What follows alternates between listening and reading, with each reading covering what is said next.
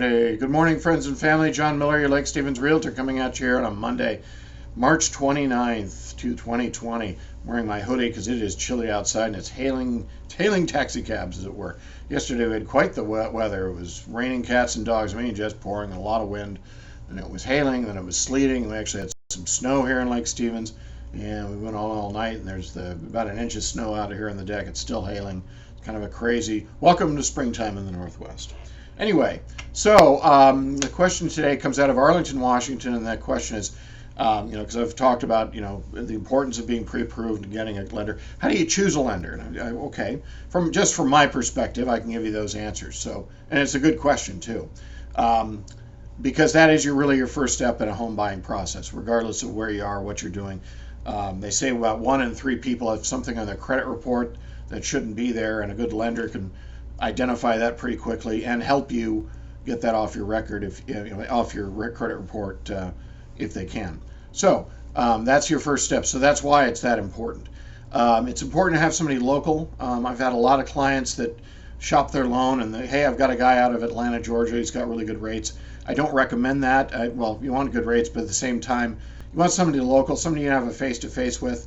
And if there are any problems, you don't have a lender who just goes dark on you, because that is the typical response from lenders that are out of state. They just stop answering their phone. And that can be very frustrating in the middle of a transaction. I've seen that more than once, folks. It does happen.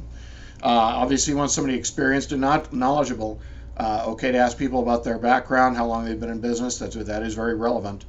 And what kind of loan programs they have. What I tell people is no one lender can do everything. I have a cadre of lenders, a little small group that I refer to my clients, and I try to match them up in two areas. One, I want to make sure that they're a good fit for the client, and I also want to make sure they're a good fit for the kind of property they're going to be purchasing. If it's a first-time home buyer, that's one thing. If it's somebody who this is their third or fourth home and a good conventional loan with a large down payment's going to be better. Depends on who I'm going to be referring. Zero down, that might be somebody, or VA loan, that might be somebody else. So that's I really make an effort to do that. Obviously, the final decision is yours. I do encourage you to shop around. You will find different rates, and a quarter point over 30 years is surprisingly quite a bit of money. So I do encourage you to shop your loan. You want to make sure you have a good affinity, a good rapport, good level of communication with your lender. I really encourage you to have that face-to-face. So they're responding to you and you're responding to them. It's now more critical than ever, based on some of the recent changes we've had to our financing contingency, that you do get pre-approved and hopefully fully underwritten prior to making an offer, and that you're getting all your required information to your lender ASAP. In a day or two. No, you can't wait a week or two. That's not going to work for these deals anymore. So last one is that they're available, that they're answering their phone. Most of my lenders will answer their phone on the weekend. There are, I would probably say the majority of lenders are 9 to 5. They really follow banker's hours, which makes sense if you think about it. But no, my good lenders, you can reach them on a weekend. That's not a problem.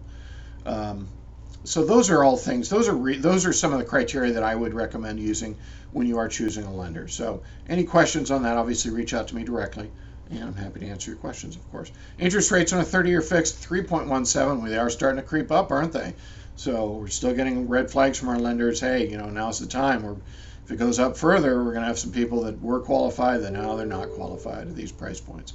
So anyway, it's just about April. We're expecting a lot of listings. I've got 3 coming on here in the next week or so.